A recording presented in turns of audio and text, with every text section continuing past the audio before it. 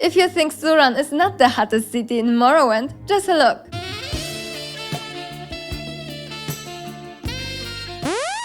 Now that we have everything clear, let's dive into more details because there is a lot more reasons why this city is so attractive. To fully understand its charm, I checked what Suran has to offer, what services and shops we can find here, and whether they make sense in a city this small. I also looked at its location, if it actually works, along with any hidden treasures, interesting stories, or small details. I even checked every NPC inventory to not miss anything interesting. After analyzing everything, let me tell you, what happens in Suran stays in Suran. So let's go back to where we started, the House of Earthly Delights. It's definitely a place where people come to relax, enjoy the view of the dancers, and maybe spend some extra gold on private time in this small room with a perfectly sized bed. The whole place has a very specific vibe, and yeah, shady is probably the best word for it. You can see skooma, moon sugar, and pipes just lying around like it's completely normal, which already tells you a lot about what is really going on here. The only thing you can officially buy is moon sugar, but it's pretty clear that it's not the main attraction. The owner has a key to the bedroom upstairs in her inventory, so I guess people have to talk to her first if they want the special offer. I talked to every dancer, and what's interesting is that one of them has no normal dialogue options, which is quite weird, right?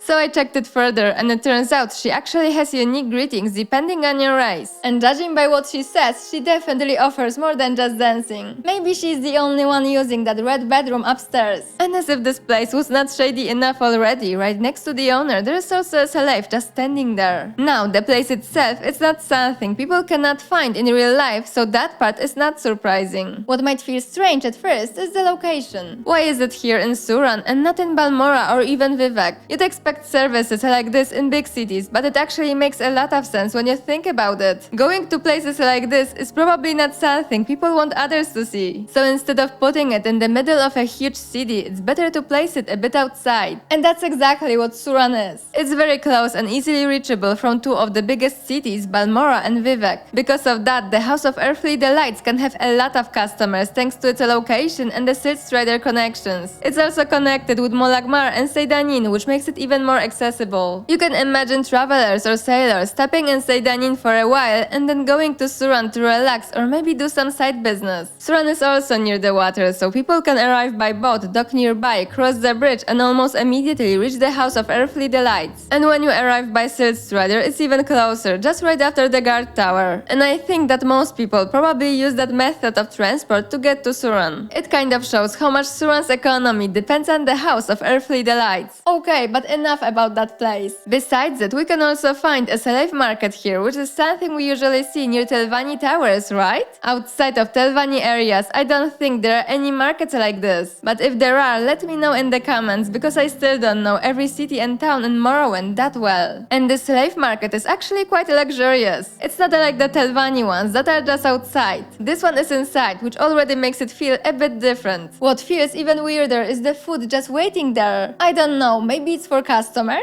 So you can just walk in and while deciding which slave to take, enjoy a nice meal. That honestly sounds like a paradise for Telvanni. It's kind of funny how much food is lying around here, because when I was making a video about food, I checked a lot of houses and could barely find a proper table with well-prepared meals. And here in the slave market of all places, everything is just nicely arranged. I've been here a few times before and somehow never noticed it, or maybe I just didn't remember. The food itself is also interesting. Meat is served with comberry, which is probably similar to cranberry since meat is often paired with cranberry sauce. Even the shape and name of the comberry kind of match, so that is a nice little detail. Now, the market itself is quite weird. There are 3 cells for Argonians and 1 for a high elf. His cell is separated from the others and he's treated slightly better. Besides having a bedroll and a bucket, he also has a pillow, although it's in his inventory and not just lying around like everything else. The other prisoners only have a bedroll and a bucket. And yeah, we all know what that bucket is used for. Which makes me wonder, why is it placed right next to where you sleep and lay your head? I know some smells can help you sleep, but come on. If I were there, I would definitely move it closer to the cell door. But the high elf is the most interesting part. Why is he even here and what is with that mask? I'd expect to see only Argonians and Khajiit. This elf really feels like he's connected to a quest. I even even looked up his name because I couldn't resist, but I didn't find anything. So if you know something about him, definitely let me know in the comments. But you know what actually makes a lot of sense? There are many farms and plantations around Suran, and we all know who is working on those fields. So having a slave market here fits perfectly. What's even more interesting is that it's the first building you see when entering the city from the north gate. It may suggest that it's dedicated to plantation owners because the bridge that goes through the farms is just nearby. Isn't that cool? So people from big cities come by Silk Strider, head straight to the House of Earthly Delights, while plantation owners go to the slave market. Everything is placed in the most convenient way for the customers. It really shows that Suran is a great place for all kinds of questionable business. So yeah, the slave market is definitely a hotspot for Telvanni. I know it's not dedicated to them, but I think they would feel right at home there. But who else can enjoy Suran a lot? Addicts, of course. There's a lot of skooma and moon sugar not only in the House of Earthly Delights, but also in the trade house where you can both buy it and just see it lying around on tables. No one is even trying to hide it, which makes it feel completely normal in Suran. We also have two pawnbrokers here, and I really feel like they make their business on those addicted people. You know how it goes. Someone sells their valuable stuff just to get a bit of gold to buy some skooma or moon sugar, and then the pawnbroker sells those items again for a much higher price. So like I said before, this is a perfect place not just for spending money, but for making it too. And speaking of business, there are a lot of other shops here with very fancy displays. This is clearly aimed at richer clients, probably coming from Vivek or Balmora. Other cities of Suran's size or other towns and villages don't have such a big variety, mostly just houses. When you look at what the traders here offer in their shops and how big their houses are, it really feels like they are doing well for themselves. And when you explore the whole city, you can actually find some nice treasures too. For example, in the guard tower, just below the bed, you can find a longsword with a drain health effect worth 17,000 gold. And besides that, you can also get the Umbra sword along with a full orcish set just above the city after defeating a great orc warrior who actually wants to die a true warrior's death. So it looks like Suran is not only a great place for business, but also for treasure hunters. Or actually, probably more for people who just want to make some easy money by stealing things. So yeah, Suran is a hotspot for people looking for some fun, as well as plantation owners, the Telvanni, addicts and businessmen, especially those who aren't afraid of a bit of shady business. It's also great for thieves and for me. Why me, you may ask? Because Suran is another great example of world building in Morrowind. You can explore the city, think about it, and start noticing all the connections between the services it offers and the people who actually use them. You can pretty easily figure out how the whole economy works and what really drives it. And the best part is that no NPC is standing there explaining all of this to you. You just see it, connect the dots and understand it on your own. That's what makes it so good. When you go somewhere in real life, does everyone immediately tell you the full story of the place? Not really. And Morrowind does the same thing. It lets you observe and figure things out yourself, which makes the world feel much more real. And when I went through all the buildings in Suran, I found a lot of small details that make it feel even more believable. So let me show you some of the more interesting things I noticed as we go through the rest of the places, or at least the ones that stood out to me. I really like the display in Suran's outfitter. Everything is nicely organized, and that little corner with the book on the shelf next to a candle looks great. It's always cool to see books opened like that from time to time. It makes the place feel more alive, like someone was actually using it. Right next to the outfitter, there is a smith, and something surprised me when I talked to him. This orc can actually tell you a lot about weapons, which is really cool. I ended up learning how Daedric weapons are created, and the whole process sounds very interesting and a bit ominous. Let me just read it. The process is not a pleasant one for the Daedra involved, and the weapons retain echoes of preternaturally prolonged suffering endured during manufacture. I am not sure if every smith in the game has the same dialogue, so maybe it's not unique to Suran, but I haven't really checked it anywhere else. Still, I found it interesting enough to mention. I had no idea before that Daedric armor is actually made using ebony, so that was a nice little discovery. And on top of that, it's really cool that the smith has a forge outside, which just adds to the atmosphere of the place. Next, we have the pawnbroker, who actually has some expensive items for sale, like a glass dagger, ebony darts, and an ebony right bracer. That might be a bit surprising. All of them are prominently displayed right in front of him. Just nearby, we also have a clothier. Again, everything is very very clearly displayed, and I really like that attention to detail. Especially this table with cloths, spools, and shears. It really adds to the atmosphere. A clothier should have things like that, right? And then there is this machine. At first I thought it was just two chairs stacked on top of each other. But then I realized I have actually seen something like this before in movies or museums. It's a weaving loom, and honestly, what a detail. That is exactly the kind of thing that makes Morrowind feel alive. I can't wait to see Skywind with NPC routines. It's going to be crazy. I really hope I'll see this clothier actually working on the machine one day. On the upper level, there's even another machine with a bench next to it, so she probably uses this one and the other one is just part of the display. Next, we have the general trader, and you can immediately tell what he sells just by looking at the display. He really does sell all kinds of stuff. It's actually cool how you can figure out what kind of shop each one is just by the items you see. Besides a couple of glass throwing knives, nothing else really caught my attention in his stack. The apothecary shop also looks great. It's not just potions and ingredients displayed on shelves, but the owner actually grows different plants in pots as well, which adds a nice touch to the place. I already talked about the trade house earlier, but I just want to mention again that it actually looks pretty cozy as a tavern. I really like the fireplace here. I think the building also serves as an inn, since there are 2 bedrooms upstairs, but interestingly, you cannot rent them. What is also cool is that you actually find people inside the trade house. Most of them seem to have professions, so they are probably here either to rest or to find clients. Next, we also have another pawnbroker. What stood out to me here was mainly the table with food, which looks surprisingly nice. But you know what's even more interesting? The temple. It's super small, just one main space and a bedroom. It really feels like Suran is not a place for the most religious or saintly people, which we already kind of figured out. There's only one person working here, so it definitely feels like people are more interested in skooma, trade, and dancers than anything spiritual. It would even be funnier if there was no temple at all. What I also love about Suran is this orc lady wearing orcish armor with glass bracers and a sword. When I first visited the city, I noticed her immediately and remembered her because of that outfit. It really stands out and makes her easy to recognize. I actually remember seeing Suran for the first time and instantly liking how it looked from above, standing next to the Seed Strider. It's super picturesque. The countryside, the river, and the big mountains all come together really nicely. It feels peaceful at first, which makes it even more surprising when you realize how many shady things are happening here. I definitely wasn't expecting that, and yeah, my jaw dropped when I saw the club with dancers. Besides the views, and I mean the landscape this time, I also really like how Suran follows the local geography. Half of the town is built on one level, and the other half is slightly higher, which makes it feel natural and well placed. It's easy to notice every building, and it's very easy to walk around. It's also a pretty good location if you want quick access to the mudcrab merchant. So overall, I really like Suran, especially for how it tells its story. This city has all this shady stuff because it's perfectly placed for it to exist economically. That is what makes it feel believable. I love that Morrowind pays attention to details like this. I haven't analyzed many cities and towns in Morrowind yet, but something tells me they are all designed in a very logical way based on trade routes, class structure, and geography. Suran definitely has services that make sense to have here, and they aren't just placed to make the city feel more varied for the player. Do you like discussions like this? If so, feel free to join my Discord server. It's dedicated to Morrowind, other classic games, and just casual talk. If you have any interesting stories, experiences, fun facts, or really anything about Morrowind, be sure to share it there. Hope you enjoyed the video. Until next time, thanks for watching.